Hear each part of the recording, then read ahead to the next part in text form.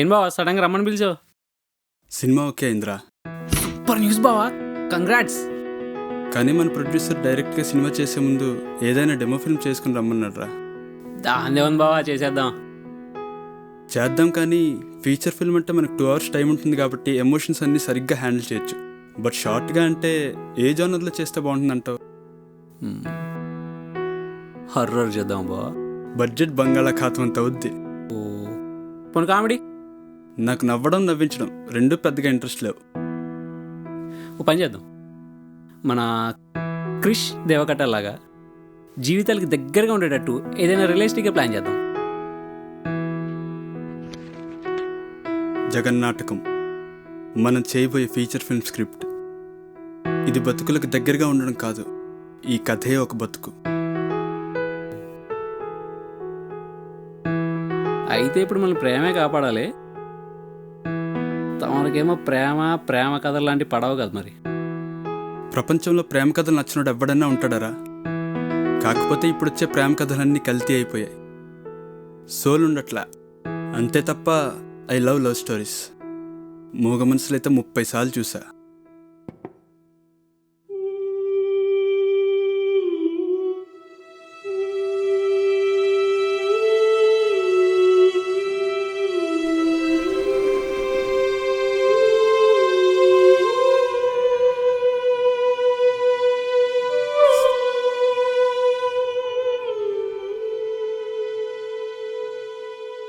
బావా మరీ మగ మనుషులు కాదు కానీ మంచి కాఫీ లాంటి కథ ఒకటి ఉంది, వింటావా? కథ నీకెక్కడదిరా? ఇది కథ కాదు బావా, నా స్నేహితుడి జీవితంలో నేను కల్లారా చూసిన వ్యధ. సరే స్టార్ట్ చేయి.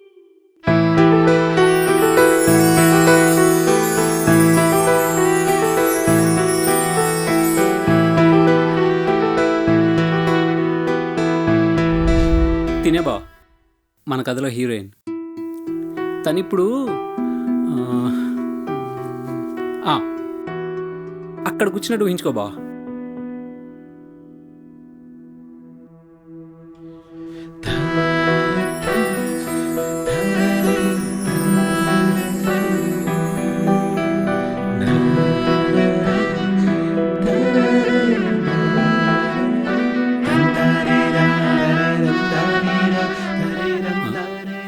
ఒరే అంత స్మైలీ ఫేస్ వద్దు, కొంచెం సాడ్గా ఊహించుకో. సాడ్గా దేనికిరా? చెప్తానులే, ముందు ఊహించుకో. సరే.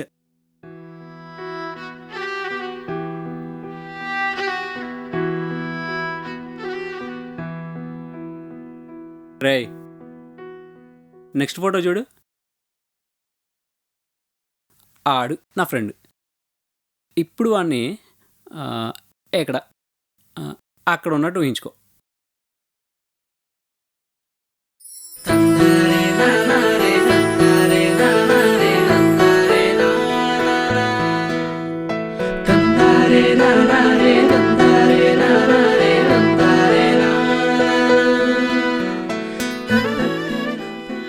ప్రస్తుతానికి 2 క్యారెక్టర్లు సరిగ్గా ఊహించుకున్నావు కదా. ఇప్పుడు కాఫీ తాగుతూ కథ చూడు. గాలివాలుగా ఓ గులాబీ వాలి గాయమైనది, గాలివాలుగా ఓ గులాబీ వాలి గాయమైనది. నీకిదే చివరిసారిగా చెప్పడం. ఇంకొకసారి నాకు కాల్ చేస్తే నీ కాల్ డైరెక్ట్గా పోలీస్ స్టేషన్కి డైవర్ట్ అవుతుంది.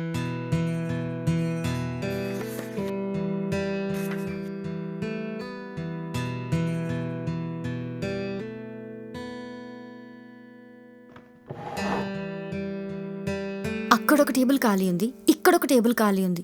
నా ముందుకే వచ్చి కూర్చోవాలా? అయ్యో అలా ఏం లేదండి, ఏదో ప్రాబ్లంలో ఉన్నట్లున్నారని. ప్రాబ్లంలో ఉంటా పాయిజనే తాగుతా. నీకెందుకు అబ్బాయి? నేనేమైనా నీ ఇంటికి వచ్చి కాలింగ్ బెల్ కొట్టి కేర్ తీసుకోమని అడిగానా? అయినా మీ అబ్బాయిల గురించి తెలియందా? ప్రాబ్లం షేర్ చేసుకుంటాను మొదలుపెట్టి ప్రాబ్లం క్రియేట్ చేసి ముగిస్తారు. పోయి కాఫీ తాగుపో.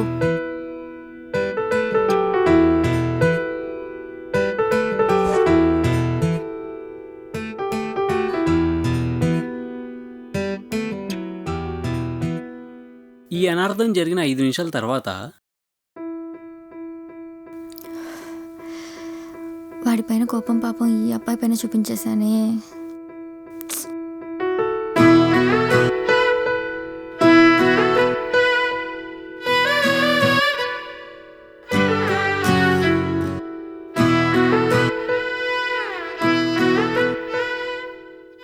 కూర్చోవచ్చా? కుర్చీలు వేసిన కూర్చోడానికే కదా, నిర్మోమటంగా కూర్చోవచ్చు. Thank you. సారీ అండి, ఇందాక మీ మీద అనవసరంగా కోప్పడ్డాను. అనవసరంగా వచ్చేసేవి కదండి కోపాలంటే. సాహితి. సుబ్రహ్మణ్యం. నైస్ నేమ్స్ బావా. కాఫీ? 2 Blue Tokai. నన్ను అడగకుండా ఇద్దరికి అదే కాఫీ ఆర్డర్ చేశారేంటి? Blue Tokai, one of the best home grown coffee brands in India and exclusively hand picked. కోపంగా ఉన్నా, స్ట్రెస్ ఎక్కువ ఫీల్ అవుతున్నా, ద పర్ఫెక్ట్ రిలీఫర్. మీరు ఇప్పుడు కూల్గానే ఉన్నారుగా? మీరు కోపంగా ఉన్నారుగా.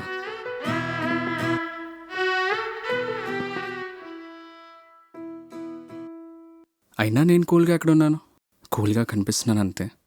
ఈ ప్రపంచంలో బంధాలు లేని మనిషి ఉంటాడేమో కానీ బాధలు లేని మనిషి ఉండడు. నిజానికి 20 ఏళ్ళ నుంచి నేను ఒక పెయిన్లో ఉన్నాను. కానీ దీంతో ఆలోచించి దీంతో హ్యాండిల్ చేయాల్సిన ప్రాబ్లమ్స్ని దీనిపై ప్రజెంట్ చేయడం వల్ల ఎదుటి వ్యక్తి ఎంత ఆనందంగా ఉన్నా సరే మన మొహం చూడగానే ఆటోమేటిక్గా చిరాగ్గా ఫీల్ అవుతాడు. అదే ఎన్ని బాధలున్నా మనం నవ్వుతూ ఉంటే ఎదుటి వ్యక్తి ఎంత చిరాగ్గా ఉన్నా మన మొహం చూడగానే తనకు తెలియకుండానే తన కోపం కంట్రోల్ అయిపోతుంది. మన చుట్టూ ఉన్న ప్లాస్టిక్ మొహాలే మన చిరాకుని కానీ కోపాన్ని కానీ రెట్టింపు చేస్తుంటాయి. నేనే నమ్ముతానంటే సాహితి, ఒక మనిషి నవ్వుకి ఈ ప్రపంచాన్నే మార్చేసే శక్తి ఏదో ఉంది. ఇంట్రెస్టింగ్. ఇంతకీ మీ పేరేంటి?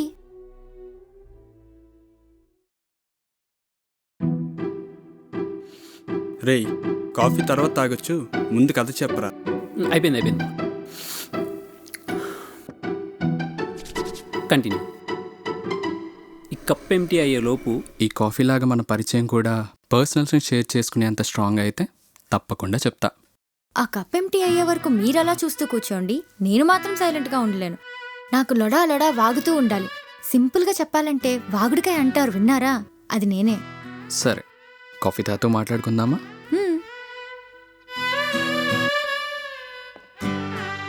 మన పరిచయాలు వ్యక్తిగతాల్ని పంచుకునేంతలా ప్రయాణించాలంటే మన వ్యాకరణానికి బహువచనం బదులు ఏకవచనం యాడ్ చేస్తే సబబేమో అన్న ఉద్దేశం. సరే సుబ్రహ్మణ్యం, నీ మాటలు వింటుంటే మంచి తెలుగు ప్రేమికుల్లా కనపడుతున్నావే. అచ్చం మీ నాన్నగారు లాగా. మా నాన్నగారు తెలుగు ప్రేమికుడని ఎలా గెస్ చేసావు? అక్షరాలతో చేసే సాన్నిహిత్యమే సాహిత్యం. సాహితి.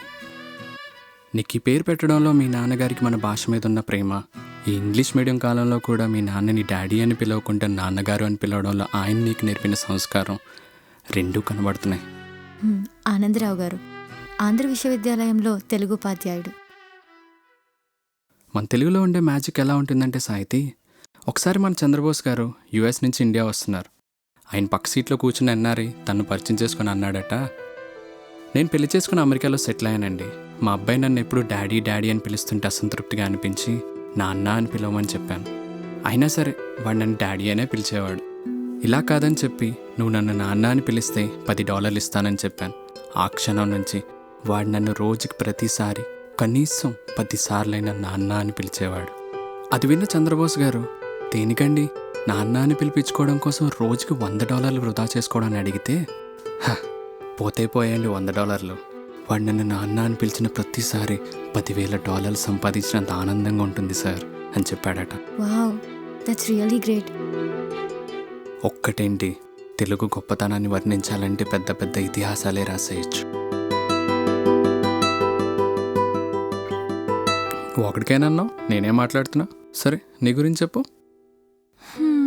ప్రాబ్లమ్స్ హీట్ చేసిన థర్మోమీటర్లో టెంపరేచర్ పెరిగినట్లు పెరిగిపోయాయి. గుర్తు రాకూడదనుకుంటూనే గుర్తొచ్చే గతం. A broken love story. అరే, 20 ఏళ్ల వరకు అమ్మా నాన్న ఇష్ట ప్రకారమే కదా పెరుగుతాం. తర్వాత వచ్చేవాడు కూడా ఇచ్చేయకు అచ్చేయకు అక్కడికెళ్ళకు ఇక్కడికెళ్ళకు వాడితో మాట్లాడుకు వీడితో మాట్లాడుకుని నస పెడుతూ ఉంటే ఇక మా జీవితం మేం బతికేది ఎప్పుడు? దానికి తోడు పెళ్లికి ముందు హద్దులు దాటనేసరికి బ్రేకప్ అన్నాడు. సరే థ్యాంక్ యూ అన్నాను. ఇంకా వాడి సోద వదిలేస్తే వెనిలా ఐస్ క్రీమ్ అన్నా వెన్నెల్లో తిరగడం అన్నా చాలా ఇష్టం. సినిమాలు ఎక్కువే చూస్తా. పవన్ కళ్యాణ్ అంటే పిచ్చి. ఒక్కతే కూతుర్ని, డబ్బు కొంచెం తక్కువ, గారబం మొత్తం చాలా ఎక్కువ. ర్యాంకుల కోసం పరిగెత్తను గానీ పక్కా పాస్. బుక్స్ ఎక్కువ, ఫ్రెండ్స్ తక్కువ. రెగ్యులర్గా కాఫీ షాప్, ఇర్రెగ్యులర్గా కాలేజ్. ప్రొఫైల్ బాగుంది కానీ కొంచెం ఇరుగ్గా బతుకుతున్నావు. అయ్యో ఇరికేం లేదే, మాది డబుల్ బెడ్రూమ్ ఫ్లాటే. త్రివిక్రమ్ సినిమాలు ఎక్కువ చూస్తావే? సరదాగా అన్నాలే గాని. సరే చెప్పు, ఇరుగ్గా బ్రతకడం ఏంటి? ఫర్ సపోజ్ నీ చేతిలో ఒక పెయింటింగ్ బుక్ ఉంది. మొదటి పేజీ తెరవగానే ఒక అందమైన పెయింటింగ్ కనిపించింది. అందమైంది కదా, సో చూడంగానే ఆటోమేటిక్గా నచ్చేస్తుంది. ఆ పెయింటింగ్ బాగుంది కదా అని చివరి పేజీ వరకు వెళ్లకుండా మొదటి పేజీ చూస్తూ కూర్చుండిపోతే చూడవలసిన చాలా అందాలు నీ కళ్ళ ముందే కదలాడుతున్నా మొదటి పేజీ వెనకే మౌనంగా మిగిలిపోతాయి. ఇక్కడ నీ చేతిలో ఉన్న పెయింటింగ్ బుక్ ఏంటో తెలుసా? నీ జీవితం. చివరి పేజీ వరకు చూడడమే దానార్థం అని నేను అనుకుంటాను. నీలా చాలామంది దానార్థం తెలియక కథమే గమ్యం అనుకొని మొదటి పేజీతోనే మిగిలిపోతుంటారు. నీలో చాలా విషయం ఉంది సుబ్రహ్మణ్యం. ఛా, ముందే తెలుసుంటే రికార్డ్ చేసుకునేదాన్ని. నువ్వెప్పుడైనా ఒకటి గమనించావా? ఇన్ని రంగులున్న ఈ ప్రపంచాన్ని మనం చూసేది కేవలం ఈ 2 బ్లాక్ అండ్ వైట్ కళ్ళతోనే. కానీ ఇప్పుడు అందరూ ఆ కాంబినేషన్ వాడడమే మర్చిపోయారు. 576 మెగాపిక్సెల్ ఉన్న కళ్ళతో అనుభవించాల్సిన ప్రపంచాన్ని కేవలం 20 మెగాపిక్సెల్ ఉన్న సెల్ ఫోన్ కెమెరాలతో బంధించేస్తున్నాం. దీంతో వినాల్సిన విషయాల్ని రికార్డులు చేసుకుంటూ వింటున్నాం. సరే సుబ్రహ్మణ్యం, నువ్వేం చేస్తుంటావు? డబ్బులు లేక డిగ్రీ డిస్కంటిన్యూడ్. అక్కడ ఇక్కడ పనిచేస్తూ కొన్నాళ్ళ క్రితమే ఒక బ్లైండ్ స్కూల్లో టీచర్గా జాయిన్ అయ్యా. జీవితంపై క్లారిటీ ఎక్కువ, సో జీతం తక్కువ. మనసుకు నచ్చిన పని, చిన్న ఇల్లు, అప్పుడప్పుడు బియర్, ఎప్పుడు coffee. And I'm a part time poet. కాలక్షేపం కోసం కవితలు రాస్తుంటా. మొన్న ఈ మధ్యనే ఒక చిన్న సినిమాలో లిరిక్స్ రాసే అవకాశం వచ్చింది. Blind school teacher, really great. అంటే చీకట్లో ఉన్న వాళ్ళకి వెళ్తురయ్యావన్నమాట. వాస్తవానికి నేను వాళ్ళకి నేర్పేదానికన్నా వాళ్ళ నుంచి నేను నేర్చుకుందే ఎక్కువ. వాళ్ళు చెప్పుకోవడానికి చీకట్లో ఉన్న కల్మషం లేని వాళ్ళ కళల ప్రపంచంలో ఎన్నో రంగులను చూస్తూ ఉంటారు. కానీ మనం ఇన్ని కళలున్న ఈ ప్రపంచంలో పక్కనోడు కొవ్వొత్తిని ఎప్పుడు ఆర్పేద్దామా అనే ఆలోచనలతో అంధకారంలో బతికేస్తున్నాం. నిజానికి చీకట్లో ఉన్నది వాళ్ళు కాదు, మనం. భలే చెప్పా సుబ్రహ్మణ్యం. అది సరే గాని కవితలు రాస్తుంటా అన్నావు కదా, ఏది నా కోసం ఇప్పుడు ఒక కవిత చెప్పు. ఇప్పుడా? నోనో ప్లీజ్ ప్లీజ్ ప్లీజ్, నా కోసం. నోనో వద్దు. అయితే పో, నీతో మాట్లాడను.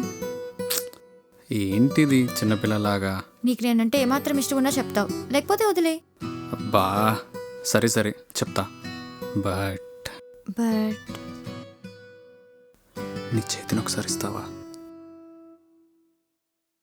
సరే.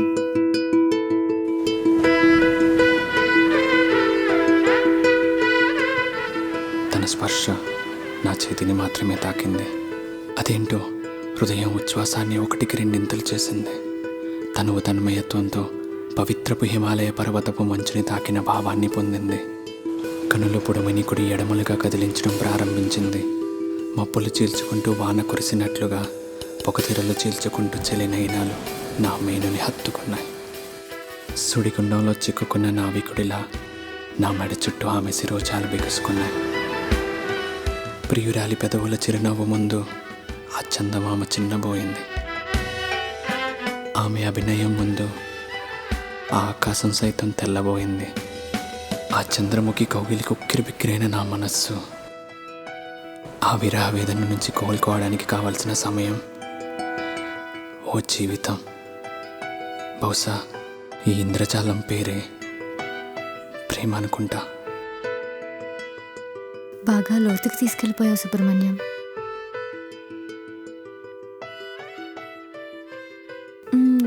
ఇంత బాగా కవిత్వం చెప్పావు, పార్ట్ టైం పోయేట్ అన్నావే. ఎప్పుడు పడితే అప్పుడు రాయలేను. మూడు బాగుండాలి. మరీ ముఖ్యంగా చందమామ పక్కనే ఉండాలి. మరి ఇప్పుడు చందమామ లేదే. బావా, ఆ, ఇప్పుడు కథకి సంబంధం లేని వ్యక్తి ఒకడు వచ్చి అక్కడ కూర్చుని సాహితీనే చూస్తూ ఉంటాడు. అవునా? వాడు ఫోటో చూపి. అందరు ఫోటోలు జేబులో పెట్టుకుని తిరుగుతాను రా. ఏమన్నా కూడా ఊహించుగా. అనుమానాస్పదంగా అంటే హా, మన ఎడిటర్ గారి ఫేస్ సేమ్ అలానే ఉంటుందిరా. వన్ క్యాబిచినో. అక్షరాల్ని ఇంత ప్రేమిస్తున్నావంటే వచ్చే అమ్మాయిని ఇంకెంతలా ప్రేమిస్తావో. సుబ్రహ్మణ్యంకి కాబోయే పెళ్ళామా, ఎక్కడున్నావమ్మా? ఉంటుందిలేండి ఎక్కడో.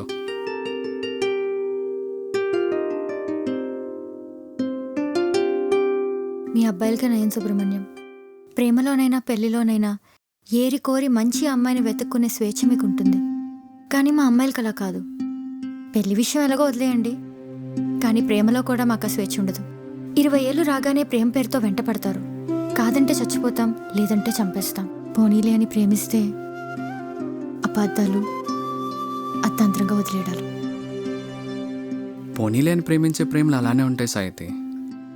ప్రేమ అనేది బై నేచర్ పుట్టాలి, బై హార్ట్ పెరగాలి. రోడ్ మీద వెళ్తున్నప్పుడు సడన్గా ఏ యాక్సిడెంట్ అవుతుందో మనకు తెలియదు.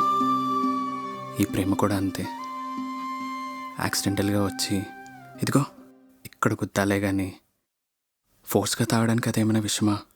అమృతం. ఇకపోతే మీ అమ్మాయిలు అంటావా, రోజా పువ్వు లాంటోళ్ళు. రోజా పువ్వు ఎప్పుడు అందంగానే ఉంటుంది. అలా అని చెప్పి అది ఎప్పుడు అందమైన మనసున్న వాళ్ళ కుర్రల మధ్యలోనే కూర్చోలేదు కదా. ఒక పువ్వు పూజ దగ్గరికి వెళ్తుంది, ఇంకో పువ్వు పాడి పైకి ఎక్కుతుంది. అలానే మీకు కూడా ప్రతిసారి అర్థం చేసుకునే అబ్బాయి దొరకడు.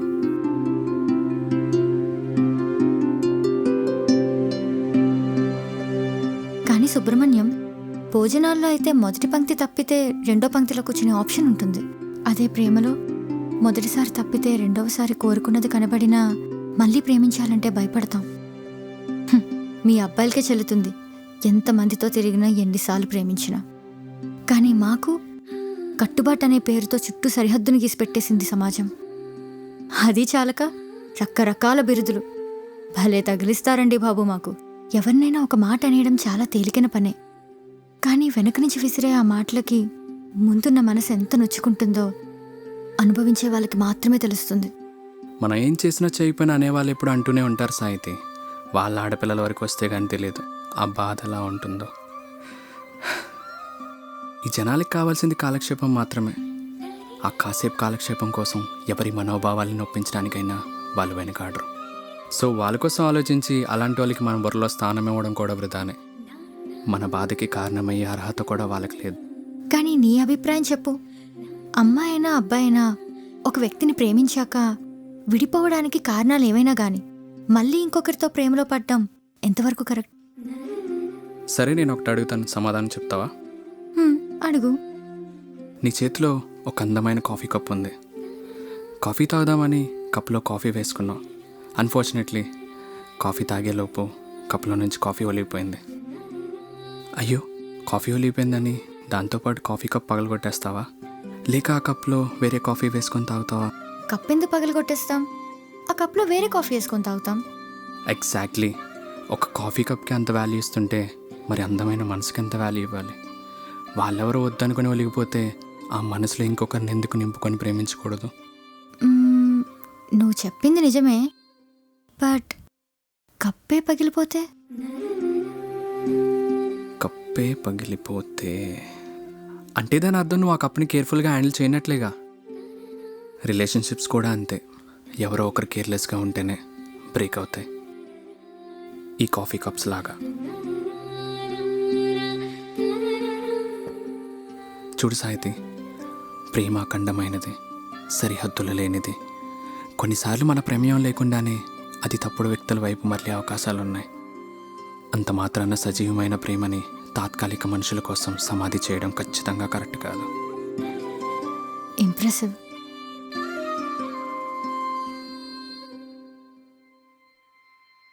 ఒక్క నిమిషం సుబ్రహ్మణ్యం. ఏంట్రా వచ్చిన దగ్గర నుంచి చూస్తున్నాను, జీవితంలో అమ్మాయిల్ని చూడనట్లు గడ్డ నిమురుకుంటూ మరీ చూస్తున్నావు. కాఫీ తాగావుగా, లే బయలుదేరిక.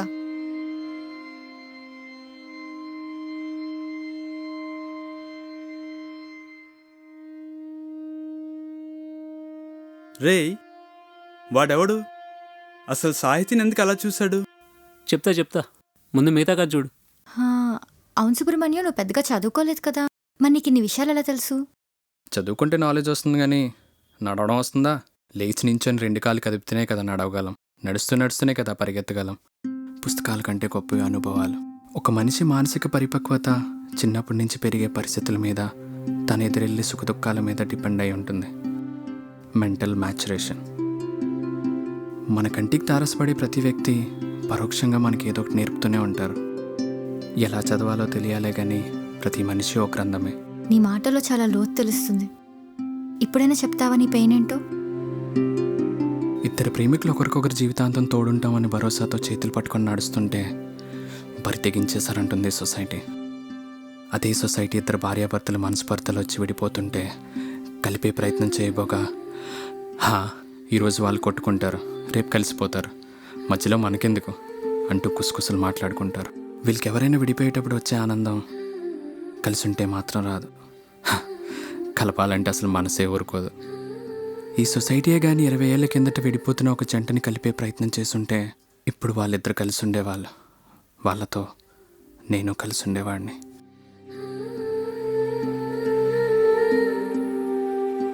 అమ్మా నాన్న. సారీ. అమ్మా నాన్నలు లేక వాళ్ళ ప్రేమను మిస్ అవ్వడం వేరు, కానీ అమ్మా నాన్న ఉండి కూడా వాళ్ళ ప్రేమను మిస్ అవ్వడం అంటే నరకం. సరే కానీ సుబ్రహ్మణ్యం, నీ పేరు చూస్తుంటే బ్రాహ్మిన్స్ పేర్లా ఉంది. కొంపతీసి క్యాస్ట్ ఫీలింగ్లుగానే ఏమైనా ఉన్నాయా? చిచ్చి, మా అమ్మ నాన్న నాకు ఇచ్చింది ఆ పేరు ఒకటి మాత్రమే.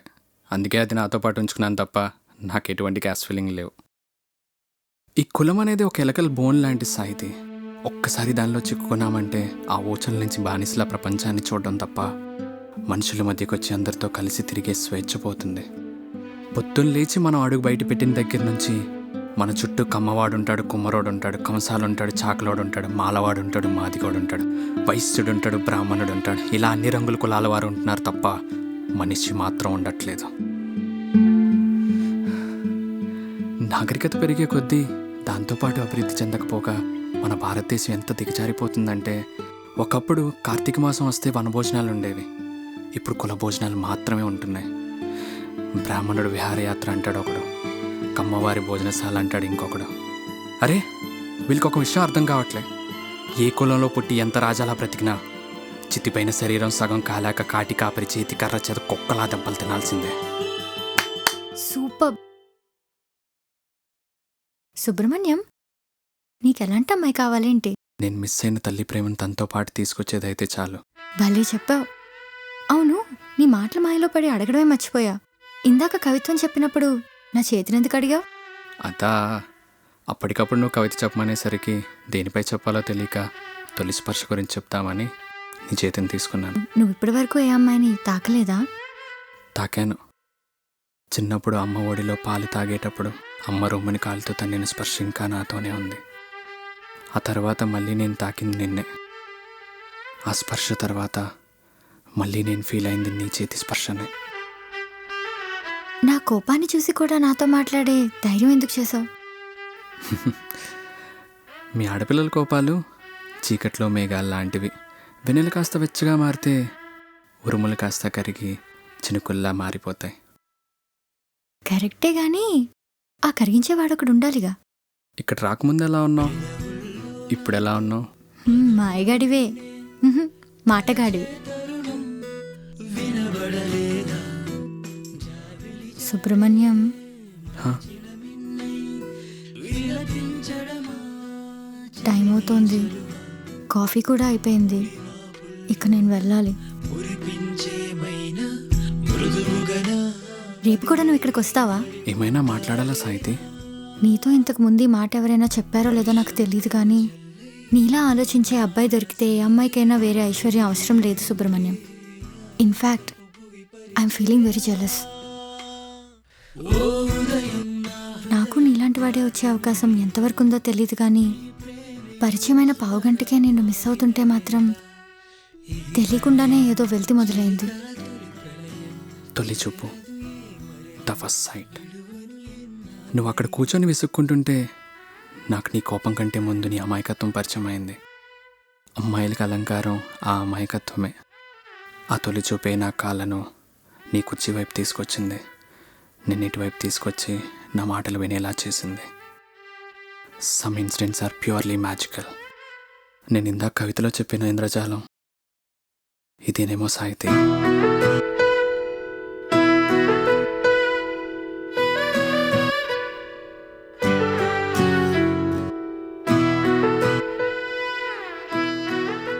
And that magical journey goes on.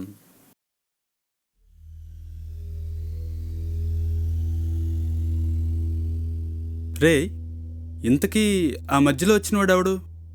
ఎందుకు సాహితీ వైపు అలా చూశాడు?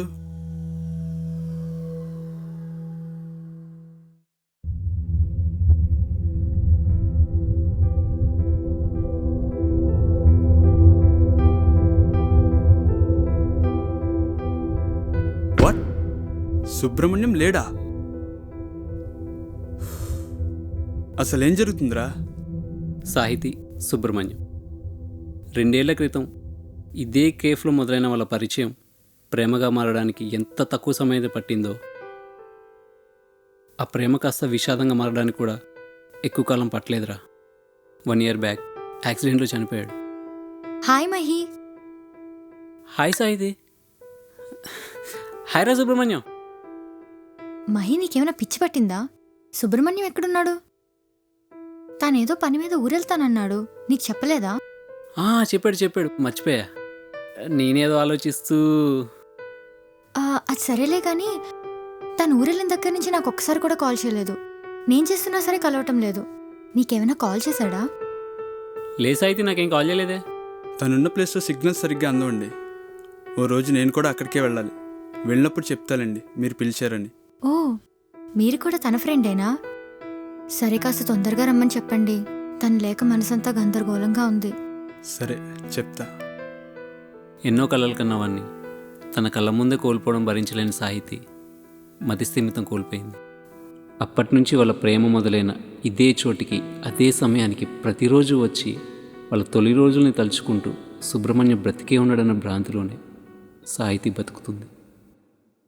ఎక్సలెంట్, చాలా బాగుంది అశోక్. మరి లేట్ టైం, త్వరగా స్టార్ట్ చేయి. కథలో ఇంకో ట్విస్ట్ కూడా ఉంది సార్.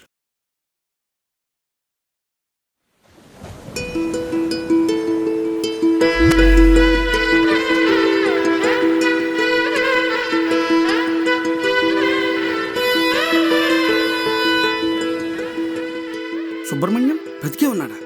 యాక్సిడెంట్ అవగానే సుబ్రహ్మణ్యం చనిపోయాడని అందరూ అనుకున్నారు, మహేష్ సాహితీలతో సహా.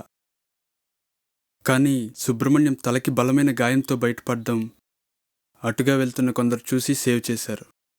ఈ విషయం నీకెలా తెలిసింది? లేడనుకుంటున్న సుబ్రహ్మణ్యాన్ని ఉన్నట్టుగా సాహితీ మాత్రమే ఎందుకు ఊహించుకుంటుంది? కారణం ఏమై ఉంటుంది? ప్రేమ. వాళ్ళ తొలి రోజుల్ని తలుచుకుంటూ సుబ్రహ్మణ్యం బ్రతికే ఉన్నాడన్న భ్రాంతిలోనే సాహితీ బతుకుతుంది. కాదు, ప్రేమ భ్రాంతి రెండూ ఒకే చోట ఉండలేవు. ఎందుకంటే భ్రాంతి అవకాశం, ప్రేమ నిజం. సో ప్రేమ కన్నా బలమైనది ఇంకేదో ఉంది. ఏంటది? It's a hope. ఎస్, ఈ సృష్టిలో ప్రేమ కంటే బలమైంది ఆశ. ఆ ఆశ మీద ఆధారపడే యావత్ విశ్వం కదులుతుంది. అశోకవనంలో అసురుల మధ్య 11 నెలల పాటు ఉన్న సీతమ్మ అధైర్యపడకుండా ఉండడానికి కారణం ఎప్పటికైనా రాముడు వస్తాడన్న ఆశ. రాముడు రాలేనివాడే అయితే అసలు సీతమ్మ మనసులో ఆశ పుట్టుండేదే కాదు. సుబ్రహ్మణ్యం నిజంగానే చనిపోయి ఉంటే సాహితీ మనసులో కూడా ఆశ ఎప్పుడో చనిపోయి ఉండేది. సుబ్రహ్మణ్యం బతుకున్నాడు కాబట్టే సాహితీ మనసులో ఇంకా ఆశ శ్వాస తీసుకుంటుంది. అందరూ అనుకుంటారు ఒక దర్శకుడు ఎక్కడో దూరంగా కూర్చుని కాఫీ తాగుతూ ఉంటే కథలు పుట్టేస్తాయేమోనని. కానీ దాని వెనుక ఎన్నో నిద్రలేని రాత్రుల తపనుంటుంది. ఒక తల్లి తన బిడ్డని నవమాసాలు మోసి కనేటప్పుడు ప్రేమగా ఎంత ఆవేదననైతే అనుభవిస్తుందో, అలాగే ఒక దర్శకుడు కూడా తన నుంచి కథ పుట్టాలంటే అంతే ఆవేదనని ప్రేమగా మోయక తప్పదు. ఐ హోప్ నువ్వు సినిమా బాగా తీస్తావని. అండ్ వీ హోప్ సాహితీ సుబ్రహ్మణ్యం కూడా త్వరలోనే కలుసుకోవాలని.